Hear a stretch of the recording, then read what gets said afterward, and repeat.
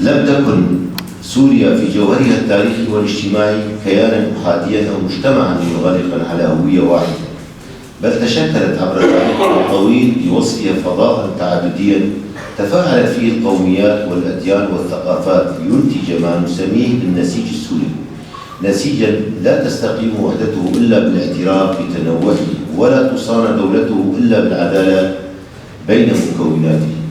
غير أن هذا التنوع لم يدار في معظم مراحل الدولة الحديثة باعتباره مصدر غنى وقوة، بل جرى التعامل معه ولا سيما في ظل أنظمة شوفينية وإقصائية بوصفه عبئا أو تهديدا. وكانت المسألة الكردية من أكثر القضايا التي دفعت ثمن هذا النهج عبر سياسات ممنهجة من الإنكار والتهميش والتمييز وحرمان طويل من الحقوق الأساسية وصولا إلى محاولات طمس الهوية واللغة والذاكرة. واليوم وفي لحظة سورية شديدة الحساسية يتصاعد فيها الخطاب الإقصائي من جديد، وتستعاد فيها سرديات التخوين والإنكار، تبرز أهمية إعادة طرح القضية الكردية لا كملف خاص بمكون بعينه، بل كسؤال وطني عام يتصل بجوهر الدولة السورية المقبلة وبشكل العقد الاجتماعي الذي نطمح إليه. من هنا تأتي هذه الندوة المعنونة القضية الكردية رؤى سورية، بوصفها محاولة لفتح نقاش مسؤول وهادئ ينطلق من داخل السياق السوري ويجتمع إلى مقاربات عربية سورية بعيدا عن الشعبوية والشوفينيات المتقابلة، وبقصد البحث في فهم أعمق يسهم في إنهاء الإقصاء لا في إعادة إنتاجه. لماذا برأيك فشلت النخب السياسية والثقافية السورية تاريخيا في التعامل مع القضية الكردية كقضية وطنية سورية ونظرت إليه كمسألة هامشية وأمنية؟ القضية الكردية، قضية الشعب الكردي، هي قضية دولية بامتياز. عندما نقول إنه والله هي قضية وطنية وقضية، لا، معالجة هذا الأمر داخل أي تجمع هم تواجدوا فيه ممكن هيك ينطرح. أما القضية الكردية قضية دولية. عندما أسست الدول من 100 عام ما هم الأتراك ولا الفرس ولا العرب هم اللي منعوا الدولة الكردية. القرار كان دولي، فيتو دولي على، وطبعا هذا له أسبابه التاريخية كلها أنتم تعرفوها، يعني ما أريد أنا أغوص فيها، أكيد تعرفوها. لكن أنا مثلا دائما يخطر على بالي سؤال لصديقي الكردي، إنه أنت هل تساءلت؟ نحن بدنا نحكي هاي المداخلات مشان نعرج نجي على السؤال الهي. أخي سؤال مهم كثير، هل تساءل أحدكم ماذا لو لم ينتصر صلاح الدين الأيوبي وتنتصر الدولة الأيوبية؟ حدا سأل نفسه هذا السؤال؟ إنه خيو ما انتصروا شو كان الوضع؟ كان نحن مثل جزيرة مالطا وكريت وصقلية وقبرص. إذن صلاح الدين الأيوبي غير وجه التاريخ. يعني نحن مو مسألة إنه صلاح الدين الأيوبي حرر بيت المقدس وحرر القدس وثالث الأولى القبلتين ومع ثالث الحرمين، هالتفاصيل هاي. الرجل غير وجه التاريخ. الإفرنجة كانوا مستقرين بالمنطقة ما يقارب 200 سنة، وغيروا طبيعة المنطقة. المنطقة كانت أهل عمائم. هلا لما نقول لواحد فرنجي يعني لابس بنطلون، العرب واللي كانوا معاهم بالمنطقة ساكنين أو بشرق المتوسط أو بالبحر المتوسط أو ما كان، يعني الإفرنجة فرجنوهم وحذروهم ولم يفكروا أبدا بطرد الإفرنجة، إلا جاءت الدولة الأيوبية وجاء رجل من تكريت وهو صلاح الدين الأيوبي رحمه الله وغير وجه التاريخ. هاي حقيقة، أنا مع حقيقة كلكم تعرفوها. الحقيقة الأخرى، ارجعوا لكتب السيرة، تاج العروس والأغاني، كل كتب السيرة، لن تجد مذكور عن سلمان اللي نحن نعرفه بسلمان الفارسي إذا مذكور كلمة سلمان الفارسي، بل مذكور سلمان الأعجمي. أعجمي كان. أيضا فكر بهذه الناحية، فكر بعقل. الفرس والعرب أعداء تاريخيين ما قبل الإسلام. أنت تتوقع واحد عربي من خيرة العرب من بيوت قريش يجيبوا واحد عدوم يحطوه ببيته؟ قطعا لا. كمنطق لو قال له مثلا سلمان بكل هو كان لم يتكلم العربية ولكن لم يكن فارسيا. رشبة الأصفهاني هو سلمان كل الدلائل تشير أنه كان كرديا لأنه أقرب جغرافيا لمنطقة العرب، وبالتالي أعجميا لأنه لم يتكلم العربية. شوف جزء من المؤامرة من أين بدأت؟ عندما أسست سوريا وأسست مناهجها ومن أيام العثمانيين. هلا إذا كانوا يقولوا سلمان الفارسي كردي شغلة كبيرة تصير، مو هيك؟ شوف من وين بدأت النظرية. طبعا أنا أحكي وجهة نظري وعندي استعداد أدافع عنها أيضا. يعني الناس اللي أسسوا المناهج السورية وسابقا أسسوا، لأنه المناهج أيام العثمانيين كانت مثل لا مركزية. مناهج بلاد الشام تختلف عن مناهج اليمن، تختلف عن مناهج اسطنبول، هيك كانت، مو هيك أستاذ فارس؟ هيك كانت. فالمناهج في بلاد الشام تقصدوا أنه دمغ سلمان بالفارسية، في شيء كبير بالموضوع. وعندما جاءت التحالف في ذلك فرنسا وبريطانيا وطردوا العثمانيين، الأكراد كانوا في الجيش الانكشاري العثماني. الجماعة ظلوا أوفياء لبلدهم، يعني كلتنا نحن كنا من رعايا الدولة العثمانية، ما كان كلتنا كنا من رعايا الدولة العثمانية. الكرد تحديدا بقيوا ولاهم للدولة العثمانية، فسقطوا مع احترامي مع سقوط الدولة العثمانية. وكثير من شمر كان لهم ولاية في نجد، وآخر ملوكهم أميرهم سعود ابن رشيد رفض يأيد الإنجليز فأسقطوه كمان الرجل. وكل من أيد الإنجليز صار دولة، مثل آل سعود، آل مكتوم، آل صباح، آل كذا. هذا تاريخ امبارح ما نحن الآن عليه. الكردية هي ليست نستطيع كما تحدث أبو خالد وجميع الموجودين، هي ليست بهذه السهولة أن نتحدث عن قضية تاريخية للكرد. نحن يلزمنا الكثير من الندوات والكثير من الكتاب والكثير من المثقفين والمؤرخين حتى نتحدث عن القضية الكردية في جذورها الحقيقية. الجذر التاريخي للقضية الكردية هو يعود وكلكم تعلمون إلى مئات السنين إن لم نقل عشرات السنين. هناك قضية كردية في مختلف المنطقة، إن كان في العراق أو تركيا أو في سوريا أو إيران. ولكن حقيقة الأمر إذا نعكس الحالة الكردية، بدل نقول القضية الكردية في سوريا، على مدى عقود من الزمن والأنظمة التي جاءت إلى سوريا ومنذ تأسيس الدولة السورية ومنذ أول دستور منذ المملكة السورية لم يكتب في هذه الدساتير شيء لو بكلمة واحدة عن القضية الكردية أو يذكر حتى الكرد. كل الدساتير، الدستور 1920 وصولا إلى دستور بعد الاحتلال الفرنسي والانتداب الفرنسي وصولا إلى دستور 73 إلى 2011، كل هذه الدساتير حقيقة الأمر لم تعكس الحالة الحقيقية لتكوينة الشعب السوري وللهوية السورية. الهوية السورية هي حقيقة هوية مركبة.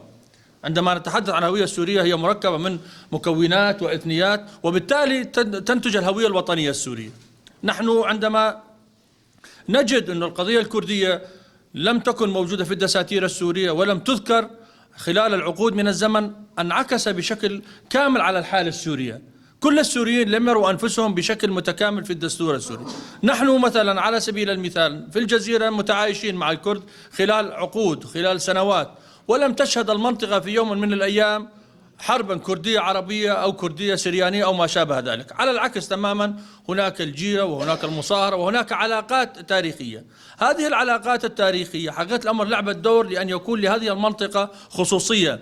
تحدث أبو خالد قال هناك الكثير يجهل القضية الكردية، يجهلها من الناحية التاريخية حتى من الناحية الاجتماعية. على هذا الأساس الأنظمة المتعاقبة والأنظمة المركزية التي توالت على سوريا خلال عقود من الزمن هي أجحفت بحق كل السوريين، ولكن كان الإجحاف بحق الكرد كان مضاعفا. كان تهميش سياسي، كان تغيير ديموغرافي، حتى وصل إلى مسائل تتعلق بإبادة، إن كان في العراق أو في تركيا أو في سوريا تعرضوا حتى لمسألة الإبادة. هذا الأمر انعكس على الحالة الوطنية السورية بكل تأكيد. أنا كيف أطلب من الكردي أو من السرياني أن أدافع عن وطن لا أجد نفسي به، لا أجد حقوقي الثقافية، ولم يكتب هذا الدستور اسمي ويردني كثقافة أو كقومية ثانية بعد القومية العربية أو ما شابه ذلك. حتى مسألة الجنسية، جردت الجنسية من آلاف الكرد، حتى بعد أن قاموا بالخدمة العسكرية جردوهم من الهوية السورية. فمشكلة الدولة السورية وتركيبتها خلال عقود من الزمن هي اتجهت نحو الهوية الواحدة، اللون الواحد، الصهر المكونات، وكان الكرد حقيقة الأمر ضحية هذا الصهر. علاوة على ذلك عملت الأنظمة لخلق عداوات، هذه العداوات بأن الكرد هم خطر على أمن الدولة، وكنا طلاب في المدارس يعلموننا أنه يجب أن لا نذهب إلى نوروز، ونرى عوائلنا وأهلنا نذهب إلى نوروز معهم بالفطرة يعني. ولكن الجانب الأمني كان أنه هؤلاء أفهم السوريين وأفهم بعض القوى بأن هؤلاء لديهم مشروع انفصالي.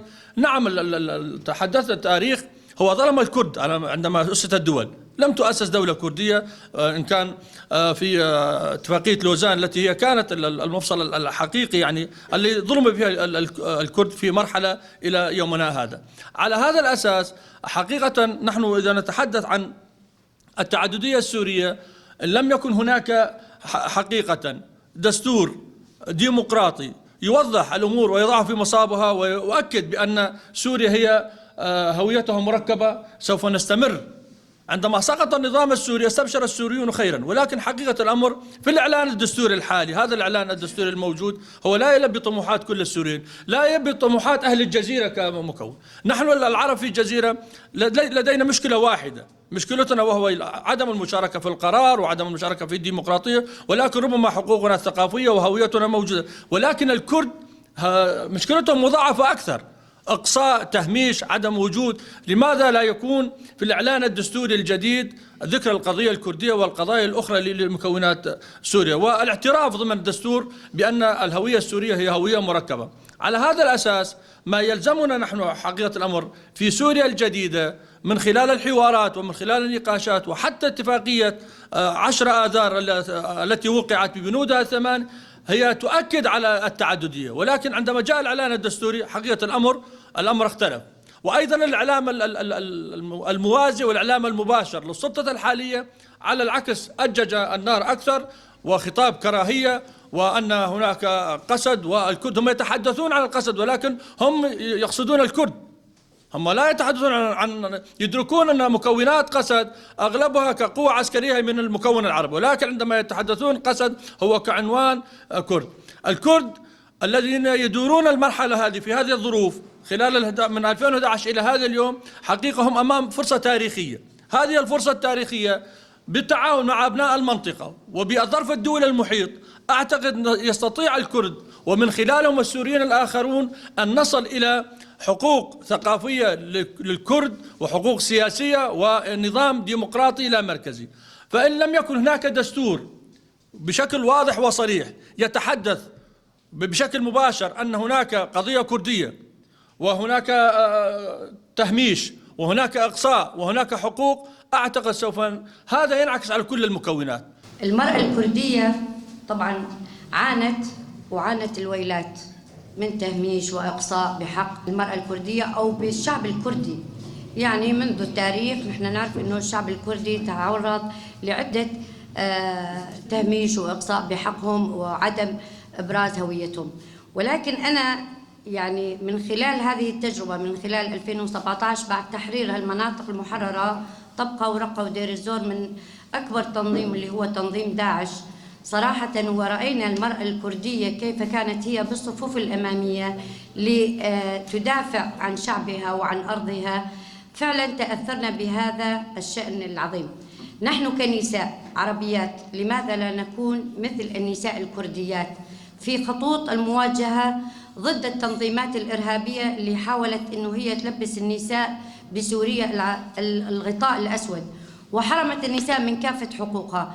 طبعا نحن كنساء عربيات اتسلبت حقوقنا أكثر من النساء الكرديات، وخصوصا في ظل تنظيم داعش اللي حرمنا من الخروج من أي تفصيل صغير بالنسبة لخصوص بشأن المرأة نحن انحرمنا منه. طبعا وأنا كشخص أو كمرأة عربية أنا عانيت المعاناة الكبرى من داعش ومن ظل التنظيمات الإرهابية اللي كانت موجودة بمناطقنا، ومن ظل النظام السوري البائد اللي كان موجود. أنا فقدت أخوي وزوجي في نهار واحد، في ساعة واحدة، طبعا من خلال القصف الطيران اللي كان موجود بزمن داعش. فهذه الخسارة كانت بمثابة انطلاقة قوية بعد هذه الخسارة العظيمة، وترك لي 4 أطفال، بنتان وولدان، ومعاناة الشعب ومعاناة الخلفية التي تركتها داعش والعقلية الذهنية الموجودة والعادات والتقاليد اللي بالية. كان من المفروض أن نحن ننتج قوة ونظهر على أرض الواقع لنصبح بقوة النساء الكرديات اللي هم عانوا الإقصاء كمان والتهميش والتهجير. كثير من الشعب الكردي تهمش من أرضه ومن موطنه، ولكن هذا الإقصاء كان بالنسبة للشعب السوري بشكل عام يعني. فأنا حبيت أختصر هالشيء هذا يعني اللي أتحدث عنه بمحاضرة قصيرة يعني اشتغلت عليها من امبارحيات، ونحن عم نفكر بالموضوع. بصراحة أول مرة أنا يتطرق لهالموضوع، نحن نحكي عن التجارب الشعب الكردي والنساء الكرديات، ولكن بهالتفصيل وبهالإلمام فعلا موضوع حلو، وإن نحن نرجع للتاريخ ونشوف الأصالة الكردية وين هي كانت، وشلون الأكراد هم عم يمشوا مشان تكون سوريا لا مركزية. ولكن نحن عم نلاحظ انه المركزيه ما زالت موجوده حتى لو تغير بشار الاسد، ولكن بظل احمد الشرع ما زالت المركزيه موجوده، وما زال التهجير موجود والاقصاء موجود بحق كافه الشعوب وكافه المكونات. اتفق مع الاستاذ الصديق ابو خالد في سرديته التاريخيه. منذ تاسيس الدوله السوريه الكرد شركاء في هذا الوطن منذ اليوم الاول. كان للكرد أبو خالد شرف رفع علم الثورة العربية في ساحة المرجع شكري باشا الأيوبي، وهو الذي ترأس أول حكومة في سوريا بعد رضا باشا الركابي. رضا باشا الركابي كان رئيس الحكومة بكونه ضابط فسلمها لشكري باشا الأيوبي، والسردية التاريخية طويلة جدا. حول الآن الأستاذة شهرزاد سيدتي، القضية الكردية ليست قضية ثقافية. الهدف من هذه الندوة هي رؤية القوى العربية أو المفكرين العرب أو المجتمع العربي من القضية الكردية في سوريا.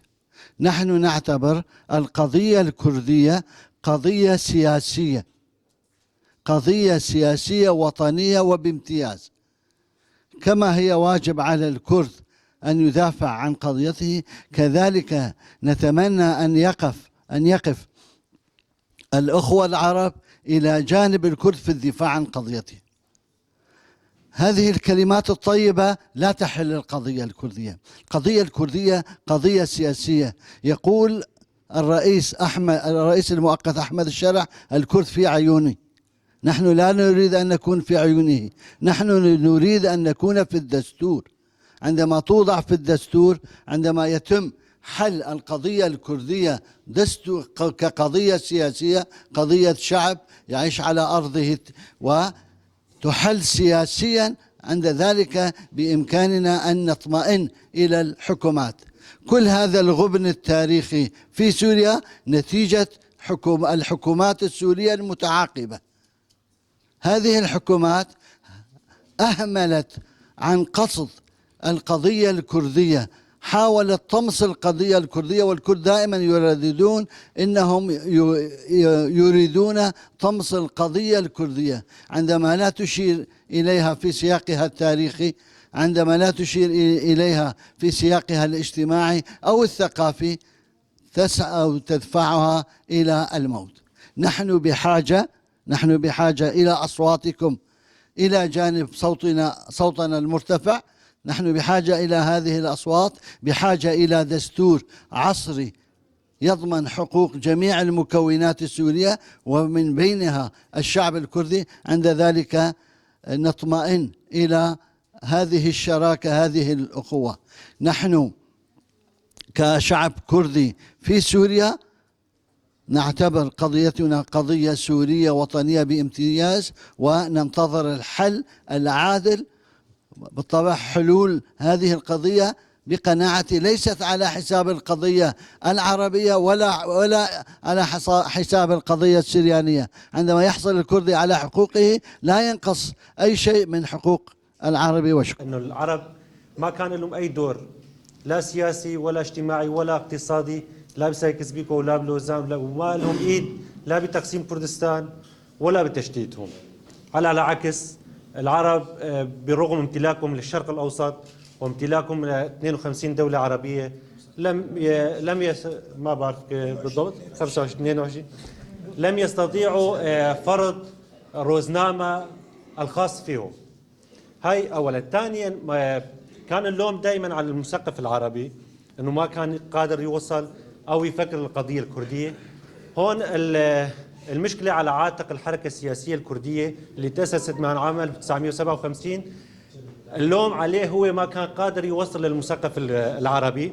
العمل الشيوعي، حزب العمل الشيوعي قبل كان رابطة العمل الشيوعي بالثمانينات تبنت حق تقرير المصير للشعب الكردي. وقتها الحركة الكردية ما حاولت حتى اللقاء معهم، فهذا العاتق الأكبر هي على الحركة السياسية الكردية وليس على المثقف العربي. نتمنى أن يكون الفكر العربي أو المجتمع العربي أو الشعب العربي يكون بمستوى تفكيركم بدعم الشعب الكردي. والقضية الكردية ليست قضية وطنية محلية فقط، القضية الكردية قضية جوهرية بامتياز، ونحن بحاجة إلى دعم لأمثالكم. اليوم نحن تحت ظل هذه الندوة القيمة التي تدار اليوم للبحث في القضية الكردية ضمن الرؤى السورية ومباحثات ماذا نظرة القضية الكردية وأين وصلت هذه القضية بعيون عربية، وكيف كانت دور هام للقضية الكردية منذ التاريخ القديم، وكيف كان لهم شأن عظيم، وكيف تم الإقصاء بحق أخوتنا الكرد خلال هذا الأعوام وهذا التاريخ العظيم بعد ما كان لهم تاريخ في هذه المناطق. فاليوم لما نبحث عن القضية الكردية هي قضية شعب سوري يحتوي جميع مكوناته وجميع أطيافه ليكون على أرض سوريا بعيدا عن الانفصال وبعيدا عن التهميش والإقصاء. فنحن ندعم هذه القضية الكردية لأنه القضية الكردية هي قضية سورية وقضية الشعب السوري كاملة وقضية الشرق الأوسط، فنحن جزء لا يتجزأ من هذه القضية، وسنحن متواصلين لندعم هذه القضية وليكون للكرد كافة حقوقهم في دستور سوريا الجديد ليكونوا هم الرياديين والأساسيين في هذه المرحلة. نحن كتجمع نساء زنوبيا في هذه المرحلة مرحلة عصيبة ومرحلة حساسة تدعي لها الحكومة الجديدة للانفصال، ولكن نحن كتجمع نساء زنوبيا ندعو للتماسك من خلال تواجدنا في كافة شمال شرق سوريا، ونحن ندعم كافة المكونات كردا وعربا وسريانا وآشوريين لنقوي النسيج السوري بكافة مكوناته وكافة أطيافه وأديانه بعيدا عن التجزئة وبعيدا عن الانقسامات. فنحن كتجمع نساء زنوبيا نحاول ربط المكونات بين بعضها من خلال التماسك، من خلال التوعية، من خلال التدريب. فنحن شعب واحد على أرض واحدة نحمي أرضنا ونحمي وطننا. ونلاحظ في المراحل الأخيرة بعد تحرير هذه المناطق من أكبر تنظيم اللي هو تنظيم داعش الإرهابي الذي استمر لسنوات طويلة، وكانت المرأة الكردية قبل المرأة العربية في تحرير هذه المناطق لتدافع عن سوريا لتحررها من هذا الإرهاب الذي تمسك من المرأة في شمال وشرق شرق سوريا وفي سوريا خاصة. فنحن شركاء في هذا المشروع ومستمرين في هذا المشروع. نحن كتجمع نساء زنوبيا قضيتنا واحدة، وهي إشراك الشعب السوري كله في دستور سوريا الجديد، وخاصة بعد الاتفاقيات التي حصلت، اتفاقية آذار التي هي تحاول الحكومة الجديدة تعرقل هذه الاتفاقية، ونحن مستمرين على الاستمرار في هذه الاتفاقية لتحقيق كافة العدالة والمساواة بين كافة الشعوب المنطقة، ولن نرجع إلى الوراء ليكون حكم استبدادي موحد بلون واحد. سيكون من ضمن هذه الاتفاقيات، ومصرين على تواجدنا كشعب سوري كردي وعربي وسرياني وآشوري.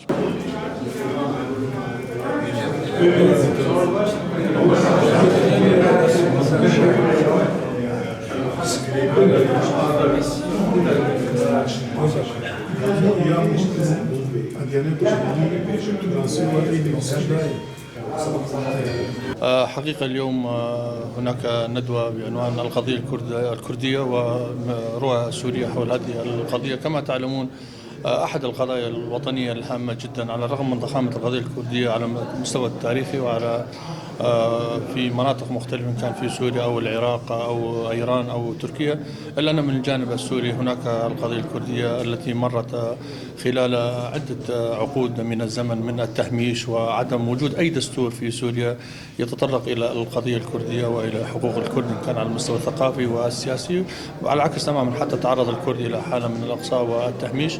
اليوم هذه الندوة هي عنوان القضية الكردية ورؤى سوريا. في هذه الندوة تأتي في ظل ظروف استثنائية حقيقة تمر بها المنطقة، وخصوصا نحن في نهاية العام، هذا العام الذي وقعت فيه اتفاقية 10 آذار التي هي أساس ولبنة أساسية لأجل العلاقة ما بين شمال وشرق سوريا وسوريا عموما. طبعا اتفاقية 10 آذار كما تعلمون تألم من 8 بنود، ونحن من جانبنا في شمال وشرق سوريا والإدارة الذاتية شكلنا كل اللجان الفنية المختصة، إن كان على المستوى العسكري أو المستوى السياسي والإداري، من أجل آلية الدمج، هذا الدمج الذي نراه دمجا تكامليا لمؤسسات الإدارة الذاتية مع سلطة المرحلة الانتقالية في عموم سوريا. ولكن حقيقة الأمر لم يكن هناك تقدم ملحوظ، ولكن الحوارات هي مستمرة، خاصة ما يتعلق بآلية الدمج التكاملي لإخوات سوريا الديمقراطية وبعض المؤسسات. ونتيجة ظروف معينة لم يتم استكمال خطوات فعلية، ولكن نحن نترقب خلال الأيام القادمة ومطلع العام الجديد أن تستمر هذه الحوارات وتطبيق بنود اتفاقية 10 آذار. ونحن من جانبنا في شمال وشرق سوريا ملتزمون بشكل كامل في هذه البنود. وكما تابعتم أيضا خصوصا ظهور بعض خلايا داعش في أجزاء مختلفة من سوريا انعكس بشكل كبير على الحالة الأمنية في عموم سوريا وشكل هاجس، وجميع الشعب في سوريا وخاصة شمال وشرق سوريا يترقبون مدى اتفاقية 10 آذار وتطبيقها. كما ذكرت نحن من جانبنا ملتزمون بهذه الاتفاقية، اتفاقية 10 آذار والدمج التكاملي. ولكن هناك بعض العراقيل هذه موجودة برسم الحكومة المرحلة الانتقالية في دمشق. وأحد القضايا العالقة حقت الأمر هو الإعلان الدستوري والقضية الكردية التي هي محورنا في هذا اليوم، القضية الكردية التي هي أحد القضايا الوطنية الهامة في سوريا.